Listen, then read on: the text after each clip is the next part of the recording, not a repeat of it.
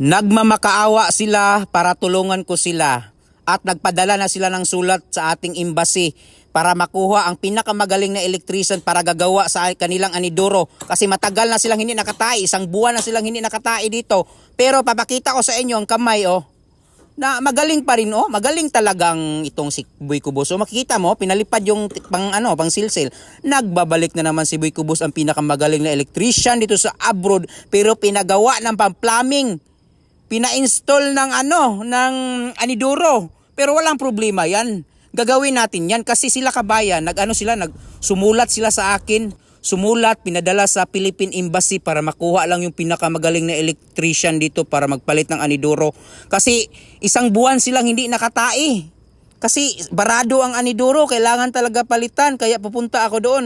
Ito kayon kabayan, yung ginawa ko, overtime to, nag-overtime ako. Siyempre hindi ko to ginawa sa normal na araw, normal na yung trabaho ko. Ginagawa ko to sa hapon na to. Hapon na to kabayan. Pauwi na sana ako pero may dumating na sulat man galing embassy kasi humihingi sila ng tulong para sa pinakamagaling na electrician. So siyempre naman igagawin ko. So madali lang to.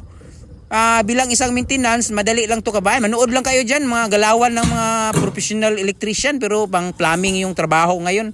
Manood lang kayo kabayan Binaklas namin yan kasi sira na yan. Wala na yung laman malinis yan. Nilinisan. Iba naman dito sa abroad yung nila. Yung dito kabayan, yung anidoro nila ito kasi mabangong brusted at saka kabsa. Hindi man katulad dyan sa Pilipinas, mabahong bulad. Dito sa atin, dito sa abroad, mabahong kabsa at saka biryani, mga kubos lang yung mga, grabe ang mga kamay magalawan, wala. Okay, nag-glass ako sa mata ko kasi baka mapiksan ako ng tae. So wala, grabe, pero mabango dito kabayan, kaya hindi na ako nagmask kasi mabango man dito sa loob. Bangong biryani chicken man. So wala, banat. So gayon kabayan, pinunasan yan.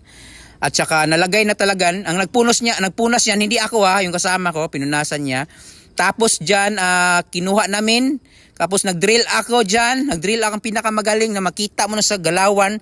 Tingnan mo yung galaw sa kamay, grabe mag-drill, tingnan mo, tingnan mo, grabe no. Tapos, naglagay na ako dito yung hose niya, nilagay ko kasi, kita mo kabayan?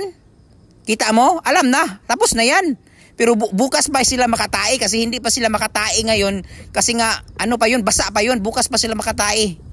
So mag-agwanta muna sila. So ang anidoro dito kabayan, kahit pwede pang i-repair, yung tinula ko anidoro yan kahapon.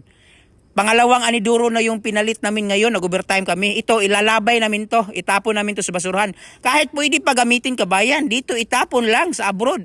Pero mahal to sa atin. Pero dito, tapon lang to kabayan. Maraming mga pirang tao dito kabayan. Mayaman kasi na lugar to. Yan tinapon lang. 2 anidoro na yan. No? Grabe dito, no?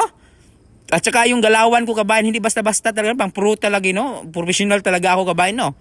Makikita mo sa mga galawan, umuwi na ako kabayan. Kaya paalis na ako. 2 oras lang ako na overtime. Overtime namin yan kabayan. Kaya walang problema dyan. Matik yan, pera yan.